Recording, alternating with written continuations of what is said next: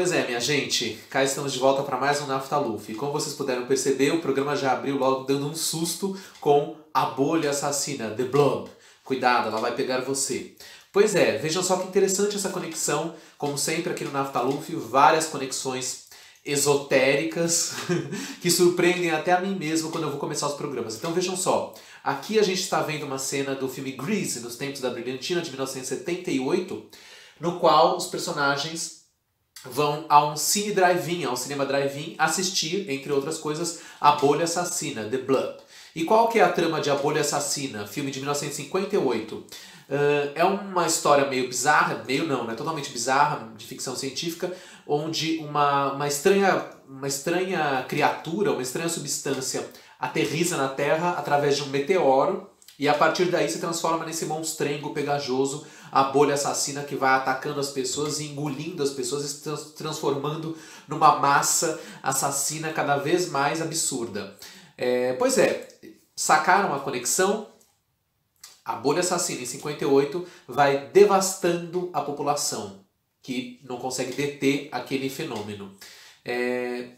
Talvez tenha alguma coisa a ver com o momento atual que a gente vive da pandemia, né? Com a Covid-19. Será?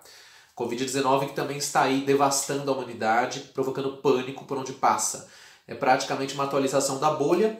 E um outro detalhe interessante, né?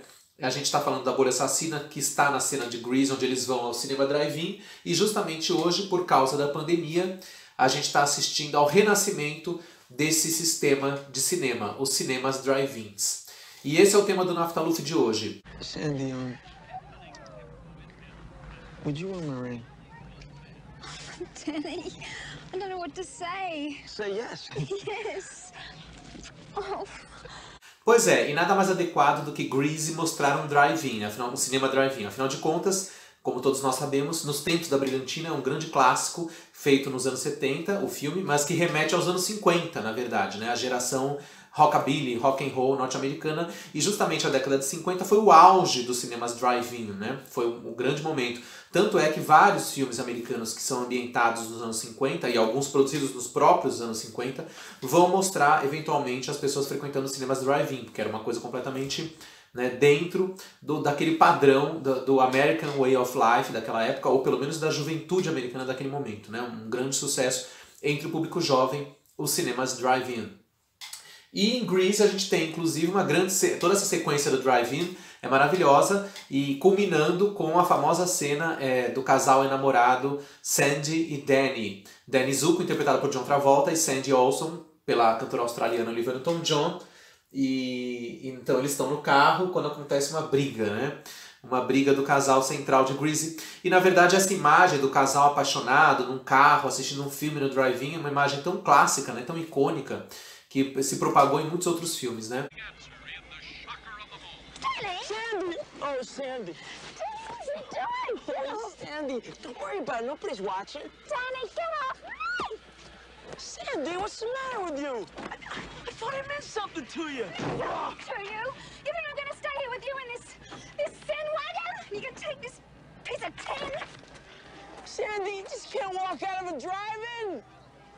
Danny fica sozinho no drive-in e aí então ele começa a cantar a música Sandy. Justamente, John Travolta entoa essa música que foi um dos grandes sucessos da trilha sonora do filme Grease nos tempos da Brilhantina. Love has flown all alone. I sit and wonder why you left me.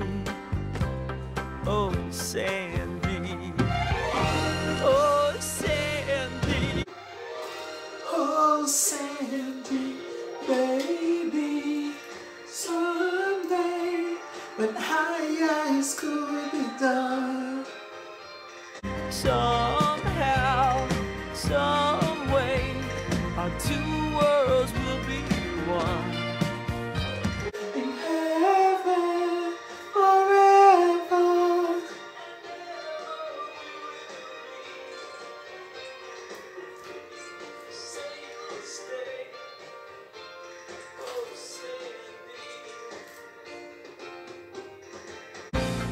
Sandy, my darling, you hurt me real bad. You know it's true. But baby, You gotta believe me when I say I'm helpless without you. Love has flown all alone. I sit, I wonder why you left me. Oh, Sandy. Sandy. Sandy.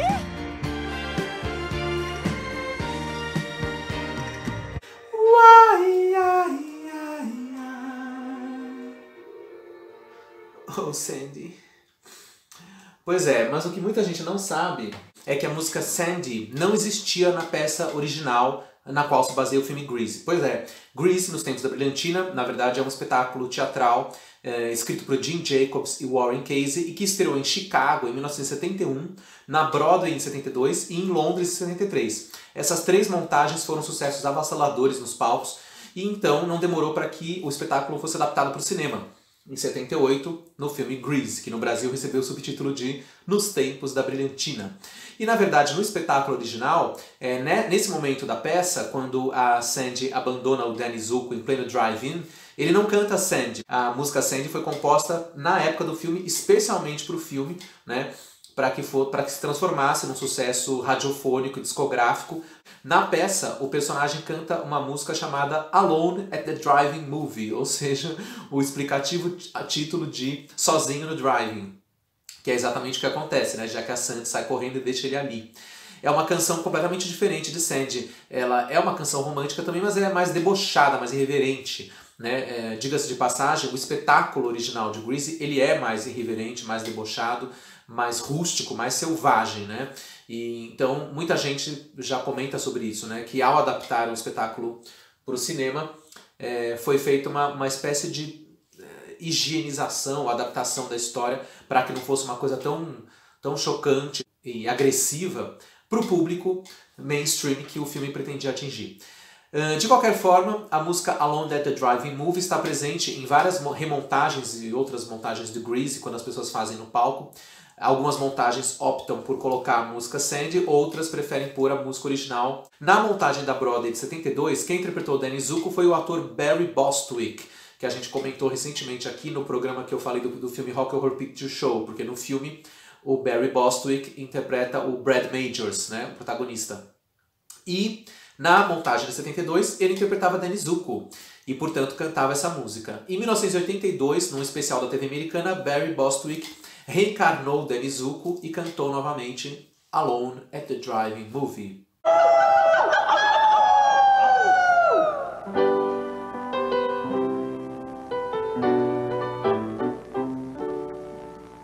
I'm all alone at the drive-in movie. It's a feeling that ain't too groovy. Watching werewolves without you.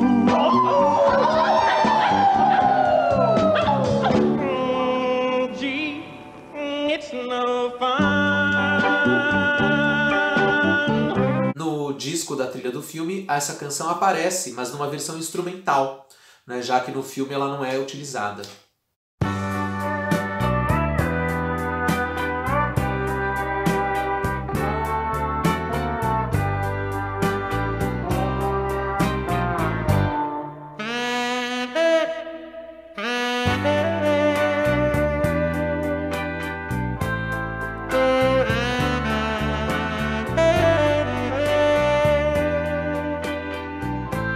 Bem, Grease, o filme se passa em 1958, 59.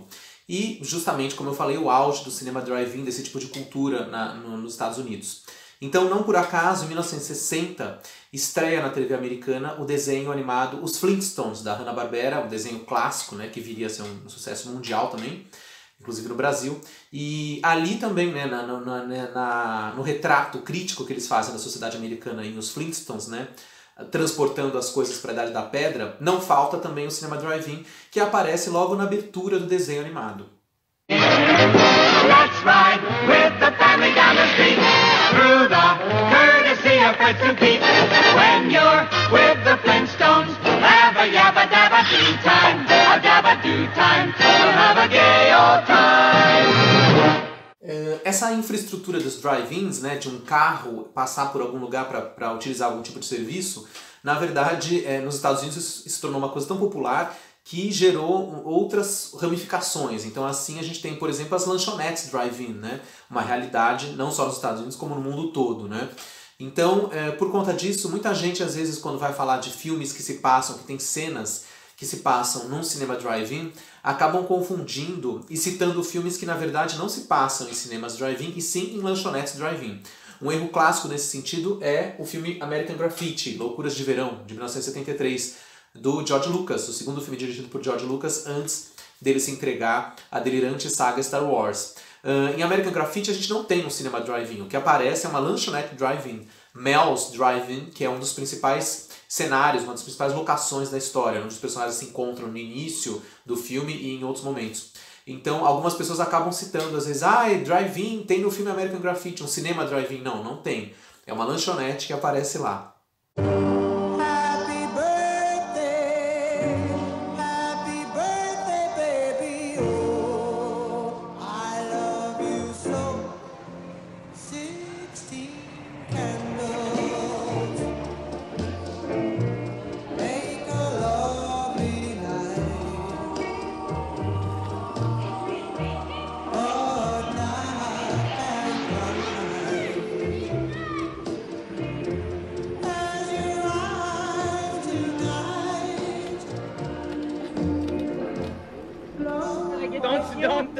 Don't with the thing.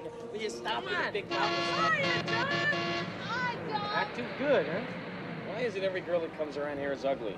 Então, drive-in pra valer mesmo a gente vai ter em alguns filmes, como por exemplo Lolita, de 1962, do Stanley Kubrick, o famoso filme baseado no também famoso livro, e uma cena emblemática, né, onde o personagem tá com a esposa e a filha dela, né, no carro, e nessa hora, enquanto eles estão no drive-in assistindo um filme, começa a rolar um lance ali entre o cara e a garota, né? Uma cena bastante significativa desse grande clássico.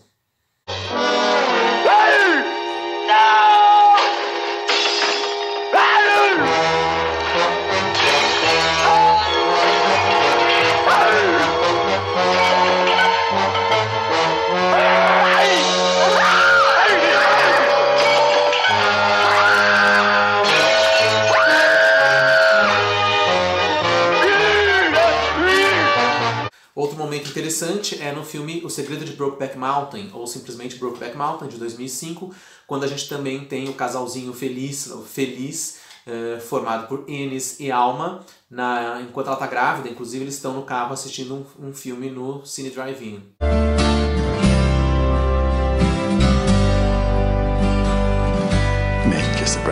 Por fim, temos o belíssimo Vida Sem Rumo, The Outsiders, de 82, do Francis Ford Coppola, onde a gente tem também os personagens num Cine Drive-In. Na verdade, é interessante esse filme porque ele coloca um diferencial.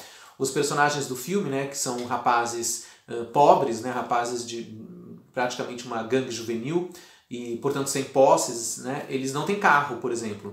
Isso não impede eles de frequentarem o drive-in numa parte em que tem umas cadeiras, né, para quem não tem carro. Interessante isso, né? Às vezes a gente pensa que o drive-in, no geral, é só para carro, mas, enfim, alguns deles, principalmente nos Estados Unidos, tinham espaço também para as pessoas irem mesmo sem carro.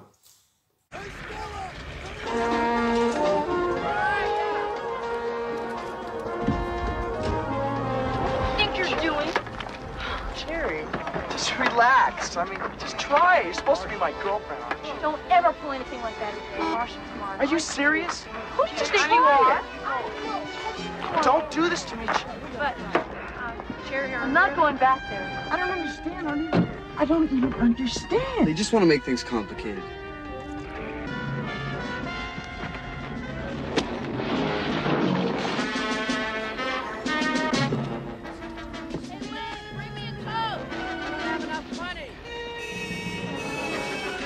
Hey, baby. You want to see what's hanging? We're gonna hang you two then. You sure you want to do this? I came here to see a movie, and I'm gonna see a movie. Freezing, man. Why didn't you bring a coat, stupid? Got it. No Brasil, os cines drive-in viraram até título de filme. Trata-se de O Último Cine Drive-In, filme de 2015 dirigido por Iberê Carvalho e que narra a história de um cinema drive-in decadente em Brasília, na cidade de Brasília, que é comandado por um senhor interpretado por Otton Bastos, e aí surge então a conflituosa relação, né, o acerto de contas entre esse cara e o filho dele que volta e passa a lidar novamente com o pai, que é um sujeito resistente, né, que está ali mantendo um cine drive-in aberto durante 37 anos, mesmo na decadência desse negócio, né? O filme, de certa forma, é inspirado num verdadeiro cine drive-in de Brasília, que foi aberto em 1973 e está aí até hoje, né? É considerado o mais antigo cinema drive-in do Brasil em atividade. Na verdade, nos últimos anos era o único que existia, porque todos os outros tinham fechado. Agora, com essa onda de drive-ins na pandemia, alguns espaços começaram a revitalizar esse sistema, mas o Cine Drive-In de Brasília permanece como o grande pioneiro que está aí ininterruptamente aberto há 47 anos. Mas afinal, como nasceram os verdadeiros cinema drive-in? Bom, foi nos Estados Unidos, claro, quando em 1933 um sujeito chamado Richard Rawlings Head inventou oficialmente o drive-in. Diz a lenda que ele fez isso porque a mãe dele era obesa, tinha problemas de peso e não conseguia realmente ocupar os assentos do cinema porque eram muito pequenos. Então, para agradar a mãe e outras pessoas que de repente tinham essa questão do plus size, por exemplo, ele pensou nessa coisa do carro, né? Porque aí a pessoa assiste o filme dentro do carro. Então, né, segundo consta, essa teria sido a inspiração para o cara criar o drive-in. Na época não existiam assentos, poltronas plus size, como a gente tem hoje e tal. Então assim foi feito e em 1933 então surge o drive-in, uma invenção americana que vai se alastrar pelo mundo, mas que vai realmente, o grande sucesso, o grande auge disso vai ser mesmo nos Estados Unidos, onde aquilo vai perdurar durante algumas décadas como uma questão cultural mesmo, né? No Brasil, segundo consta também, o primeiro drive-in foi inaugurado em 1968. Bom, já nas décadas de 70 e 80 começa a acontecer a decadência do gênero, né? E aí, pelo menos no Brasil, muitos drive-ins vão deixando de ser cinemas e passam a se transformar em motéis a céu aberto, né? Então as pessoas entravam com seus carros para ver filmes que muitas vezes eram já filmes eróticos ou pornográficos e, em alguns casos, já nos anos 80 e até meados dos 90, os estabelecimentos inclusive aposentavam a telona, criavam uma estrutura com mini garagens, né, onde as pessoas entravam, cada carro embicava numa mini garagem, fechava ali a porta e, né, as pessoas se divertiam à beça.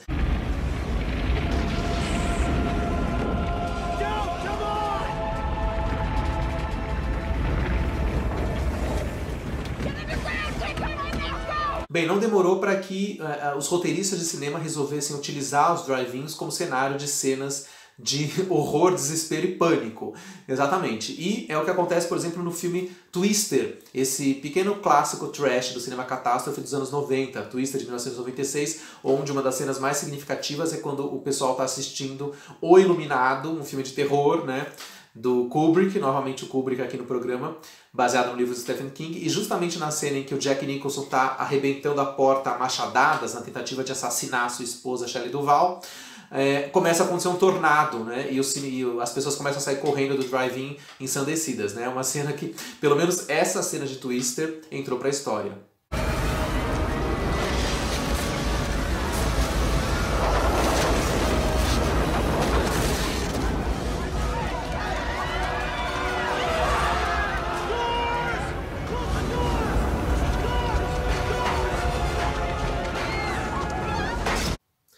E o que dizer de Dead End Drive-In, no Brasil batizado de Drive-In da Morte? Neste bizarro filme australiano de 1986, o que a gente vê é um futuro distópico, será que chegamos lá? Onde jovens desocupados, desempregados e freaks em geral são aprisionados num drive-in que na verdade se transforma num grande campo de concentração e as pessoas não podem mais sair de lá e ficam vivendo uma realidade completamente absurda, movida à violência e ao caos apocalíptico. Um filme muito interessante que, embora feito há 34 anos, me parece um pouco profético e assustador. To the old drive-in you used to know and love. Only now, when the show is over, there is no way out. Dead End Drive-In. You're leaving. Right now. Not getting through to you, am I, son? No cabs, no buses, no transport. So, you're here, you're here, you're here. decides what to do with you. Government. This is your home. Get out of the way! Hey!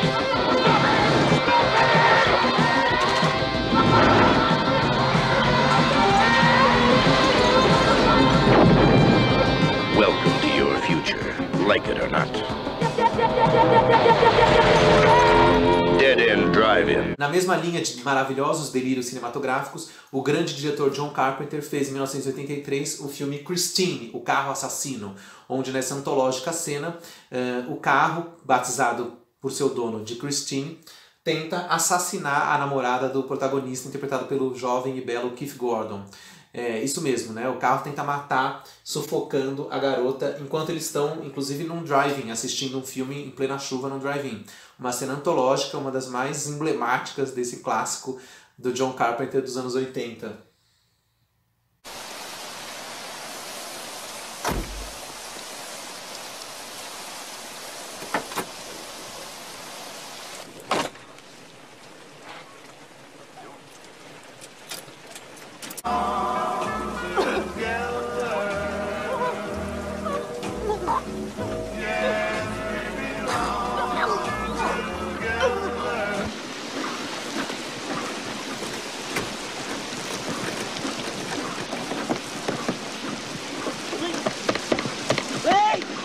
Enquanto isso, outros realizadores resolveram levar o delírio às últimas consequências, e assim nasceram clássicos como Drive-In Massacre, Massacre no Drive-In, uma deliciosa loucura slasher B-movie dos anos 70, um filme de 1976, onde um serial killer está à solta matando pessoas num drive-in da Califórnia. Uma maravilha que dá para ser degustada atualmente, inclusive na internet. On August 10th, in a California drive-in, it all began. It will grip you like nothing you have ever witnessed before. It is absolute and total horror. Will you cut it out? Let me get... Come on, Alan. Sweetheart. Come on. Come on, sweetheart. Come on, that's not mine. Alan, come on. No, let's get it for it. Oh, come on. Let me hear it. Alan.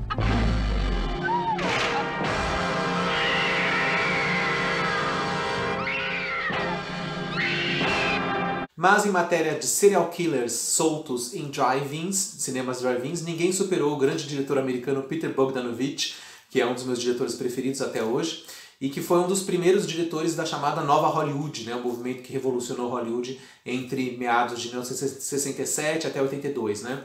Bogdanovich, em seu filme de estreia, Targets, batizado no Brasil de Na Mira da Morte, já trazia esse delírio tresloucado, né, na história de um serial killer, um jovem rapaz que sai por aí, mata a própria família e sai pela cidade atirando em todo mundo, até chegar no clímax do filme, quando ele se esconde atrás da tela de um cinema drive-in, e lá ele começa a atirar nas pessoas que estão dentro dos carros, enfim. Um psicopata. Um franco atirador pronto para matar. Na Mira da Morte, com Boris Karloff. Campeões de bilheteria. Hoje, depois do Jornal da Globo. E, como se não bastasse, o Targets tem o grande mérito de ser um dos últimos filmes de Boris Karloff, onde o grande astro do terror clássico, né, interpreta uma sátira e homenagem a ele próprio, né, o ator de terror decadente Byron Orlock. Sei. Sei, mas quem é ele? Ele não dá na bilheteria nem 5 centavos. Tem também Byron Orlock. Ei, alguém quer nadar? Daí ganhou um Oscar. Quem se lembra disso além dele? Por essa quantia posso contratar Sandra Day. Hã? Já conversei com o Sam. Ele acha que perto não serve pro papel. Quer ver as cenas agora, Sr. Smith? 1 minuto, por favor. Está atrasado, hein? Alguém me manteve acordado até 4 horas da manhã. E justamente no clímax do filme, Byron Orlock se dirige ao tal drive-in, onde está sendo exibido o último filme dele, e ele vai fazer falar com o público e tal. E é justamente quando ele chega lá que descobre que a sessão está em pandarecos, porque o tal assassino está disparando à torta direito. Enfim, um clímax grandioso, épico, e que mostra uma grande desenvoltura do Bogdanovich, um grande dinamismo para um diretor estreante. Um clássico, né, gente? Por que motivo um atirador lunático matou ou alejou inocentes no Texas no dia 3 de junho de 1966? Por que motivo mais de 7.000 norte-americanos morreram ou ficaram feridos em tiroteios em 67? Por que motivo, em 1968, depois de tantos crimes de morte, os Estados Unidos não têm uma lei eficiente de controle de armas? Este filme conta uma história que lança um pouco de luz num assunto bastante sombrio e profundo.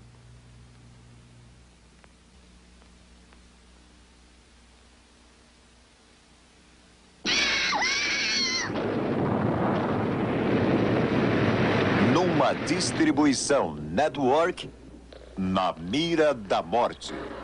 Versão brasileira, Telecine.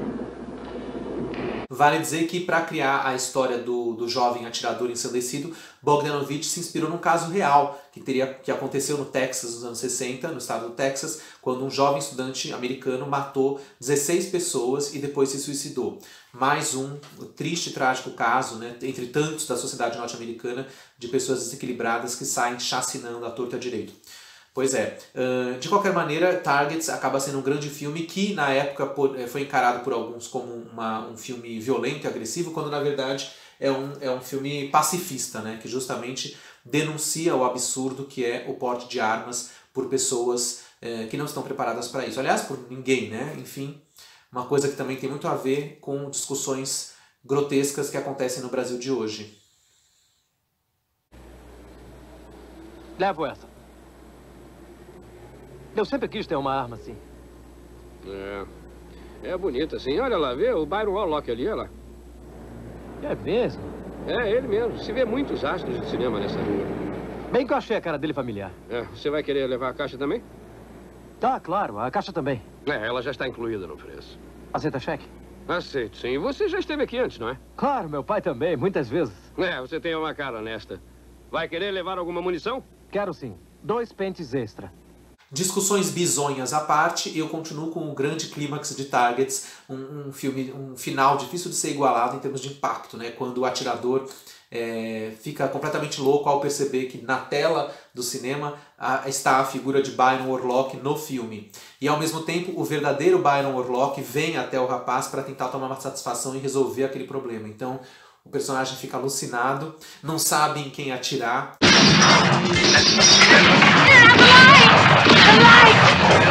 Stay in there, get down! Oh, there's somebody shooting out here! In the window! Roll your window down! There's a sniper in here!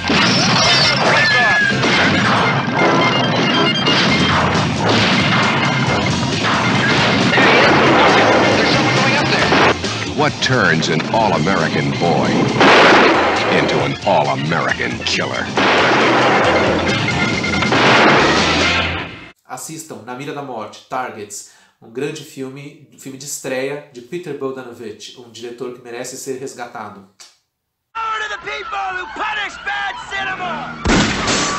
Bem, eu disse que nada poderia superar o clímax de Na Mira da Morte num cinema drive-in, mas eu vou ter que me retratar. Houve sim alguém que conseguiu superar Bogdanovich em matéria de clímax filmado num cinema drive-in. Trata-se de outro grande diretor que eu adoro, que é o John Waters, o pai do cinema trash, que no ano 2000, há 20 anos, realizou uma de suas maiores obras-primas, que é o filme Cecil B. Demented, ou no Brasil, Cecil Bem Demente. Quem não viu, está perdendo. Vejam imediatamente, depois voltem para continuar vendo o programa. Baltimore, Maryland. All Hollywood has come east for the premiere of Some Kind of Happiness. There's Mayor Fenwick leading the procession of stars to the gala event. And now the moment everyone's been waiting for. Honey Whitlock, starlet to the stars, gorgeously dressed, makes her grand entrance. And now for the moment you've all been waiting for. 7:02 p.m. When the word is given, we will seize the cinema. I am Cecil B. Demented, and this is a kidnapping.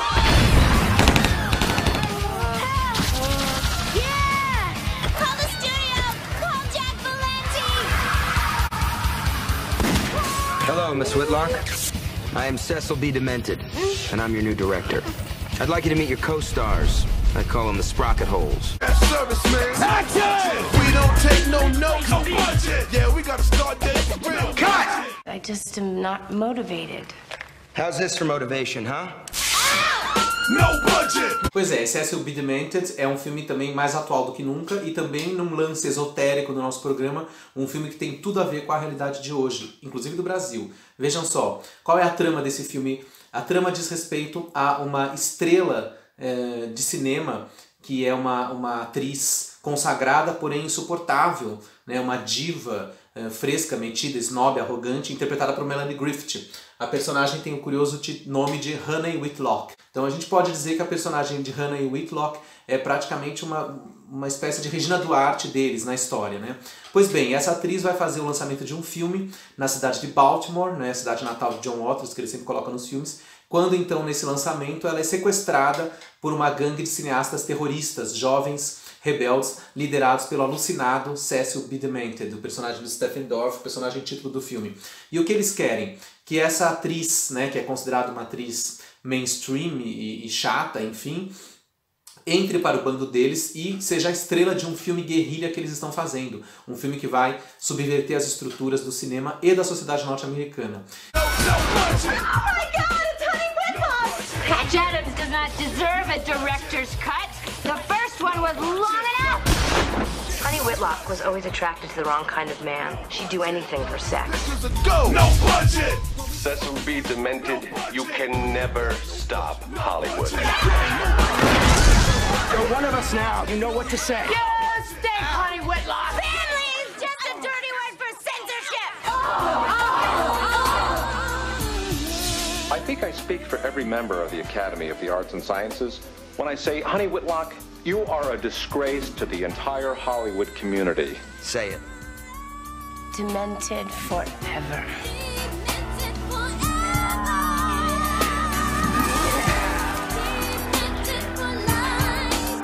I'm ready for my close-up, Mr. Demented. Bem, entre tantas cenas antológicas, vale dizer que a personagem de Honey Whitlock, no início resistente e insuportável e nojenta atriz, acaba se envolvendo com a gangue, acaba querendo estar com eles e acaba realmente aderindo à causa deles e se transforma em um deles.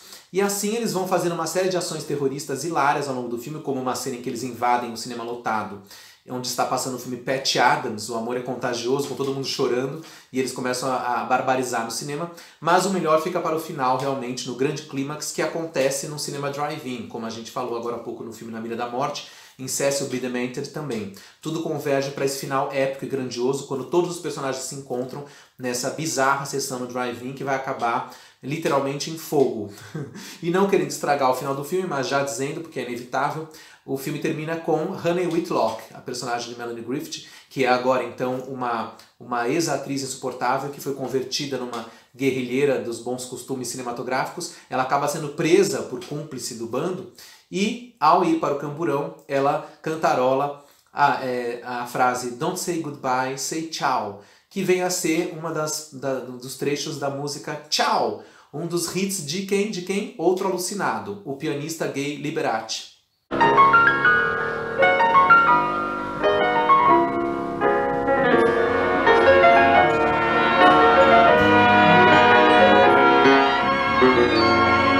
Never say goodbye, say ciao, till we meet again, say ciao. Though the time has come for us to part, you always will remain within my heart. E assim, inspirados por essa cena grandiosa, ficamos por aqui. Até a próxima semana. Escrevam comentários, se inscrevam no canal, se inscrevam no Naftaluf, mandem críticas, comentários, sugestões, xingamentos, o que vocês quiserem. E voltaremos na semana que vem com mais pérolas da cultura pop vintage para vocês. E vamos terminar o programa, inspirados por Liberace e por Honey Whitlock, com essa frase seminal. Don't say goodbye, say ciao. No, never say goodbye, say ciao.